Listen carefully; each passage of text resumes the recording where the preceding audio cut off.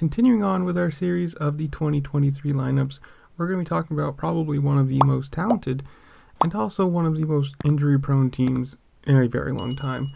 And if you can't guess, well, I'm just going to tell you, it's Monster Energy Pro Circuit Kawasaki. This is honestly, I think, one of the most talented rosters that's around, but they just cannot stay on the bikes. We're going to start with the 250s because, well, there's more of them. Joe Shimoda has shown in the last year and a half that he definitely deserves a ride, considering he got on this team not by being picked or signed or whatever, but by through like a ride-in process or something like that. They needed a fill-in seat, and he just took it, and he's run with it. He's shown that he's consistent and has the speed to win or be at least a podium guy. So good job for him.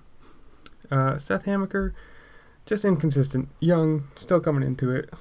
You know, if he can fix his little problems here and there, I think he'll be a podium guy. He definitely can fight for some wins, and we'll see how he does. The two main ones that are going to be the problem here are Cameron McAdoo and Austin Faulkner. Probably your two most, talented, naturally talented people on this roster, but neither of them can go a season without being hurt, and it's just, they've been around for a very long time. I mean, Austin Faulkner has been in this, in the 250 program for a very long time. But every single year seems like a big crash with Jet Lawrence, or just a crash that he happens to make for himself. Same thing with Cameron McAdoo. I mean, who else remembers his starfish cartwheel over the over-under jump where he just smashed his face into it? And, I mean, you have to give it to him. Cameron McAdoo is probably one of the toughest people to ride a 250. With how many times you've seen him get smashed, his face into the front of a jump, his jersey gotten torn from people's tires running over him, and he still gets up and rides. You have to give it to him. I mean, balls on that guy. Big. Getting into the more younger crowd, we've got Jet Reynolds. Who knows? I have no opinion on him. I can't tell you what's going to happen. And Ryder Di Francesco, as far as I know, he's going to be riding Supercross Futures, so you won't see him on the big boy tracks yet. And then he'll be going pro in 250 MX, so they've got a good lineup. Obviously, injury prone and fast, but, it's like a Ferrari. It's very fast and very prone to problems, but who knows? I think as long as they stay healthy, they're going to be contenders, all of them. It just depends on if they can, what coast they're running on, and if they can actually, again, stay on the actual track. And going to the 450 side of things, obviously last year Jason Anderson joined. He's probably going to be your consistency guy. He's fast.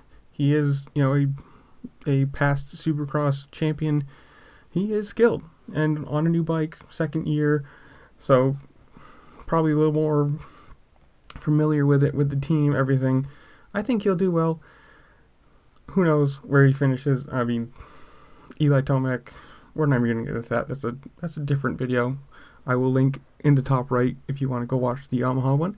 But the other guy, again, probably one of the most talented riders and also the most injury prone, Adam Cianciarulo. You never know what's going to happen with him. He came out of the amateurs just being the absolute dominant person, and as soon as he hit pro 450 or even 250, just injury prone his whole career. It's kind of sad to see because he literally is one of probably the most talented riders around, and he just cannot string a full season together, whether it's Supercross, motocross, or a whole year.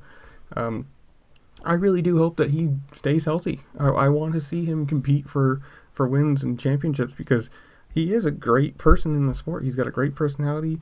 He's really personable. I keep saying person, but on his YouTube channel he's always funny. Like in person he's cool. It's just he is a good thing for this sport, and I would like to see him stay healthy for a whole season and actually be able to compete for it. But in the comments below, you tell me, how well do you think the 250 guys are going to do? Caveat to that, how long do you think they're going to stay healthy? Leave that in the comments below. How well do you think Cianciarulo or Anderson are going to do? Top 10s, top 5s, winning for championships, or competing for the championship, whatever it is.